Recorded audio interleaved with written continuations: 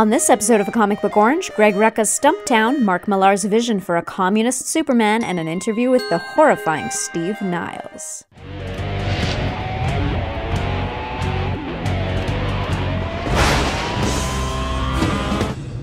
I was on the trail of a new suspect in my investigation of crime comics. Written by Greg Rucka and Matthew Southworth, it had the hallmarks of a real pro.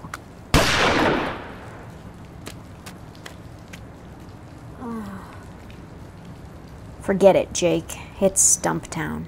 Stumptown follows the adventures of Dex, a private investigator with a weakness for gambling, as she looks into the mysterious disappearance of a young woman. Some people will pay Dex big bucks to find her, while others are willing to kill to stop that from happening. Greg Rucka knows how to put the suspense into the suspense story, with a solid build-up from beginning to end. Like his previous works, Whiteout and Queen and Country, he does a great job creating a strong female lead, this time pairing her with an endearing relationship with her special needs brother. Matthew Southworth's pencils have the darkness and grit needed for this kind of story. His specialty, however, lies in how his art portrays the passage of time. The first issue of Stumptown is already out in stores. It's an excellent first issue, but it still needs to show us something we haven't seen before. We give it 3.5 out of 5 oranges. Speaking of gritty crime and adding in some sci-fi, Boom releases the first hardcover collection of Do Androids Dream of Electric Sheep. The words are by Pilip K himself, while artist Tony Parker blends in elements of the story's famous film adaptation, Blade Runner. We give it 2.5 oranges.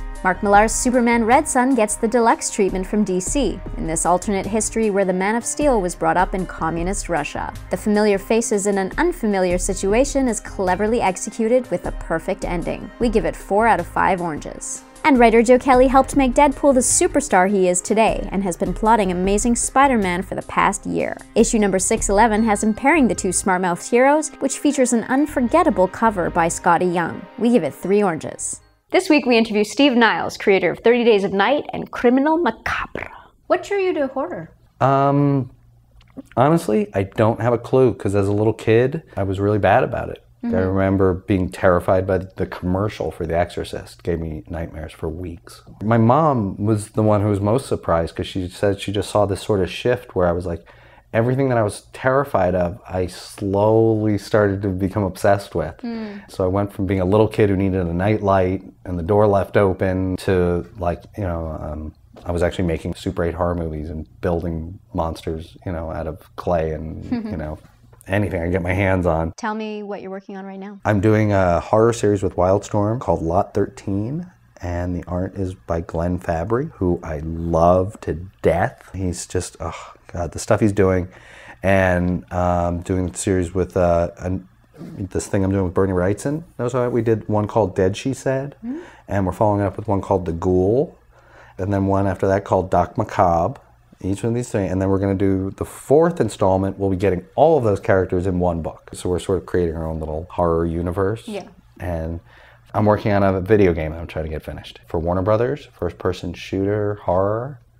It's really fun so far, and I'm co-writing it with a God, I wish I could say, but one of my favorite directors in the world. I can say that. I had a lot of guys in comics recommend that I try doing some video games, and just got offered it, and I'm having a blast. Do you think this is the start of a larger video game career? You know what? My reps asked me if I wanted to do more, and I said yeah, because I'm really having fun with it. I love video games, and I just love writing, and this so far is really fun, because one of the cooler parts of it is they're actually making this thing as I'm writing it.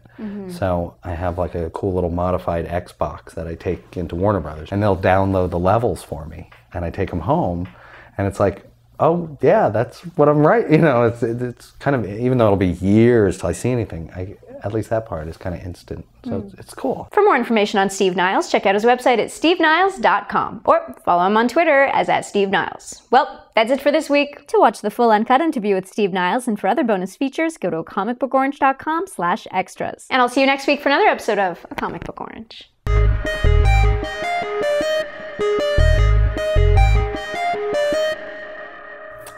I can't believe I forgot his movie. The stoner movie that just came out.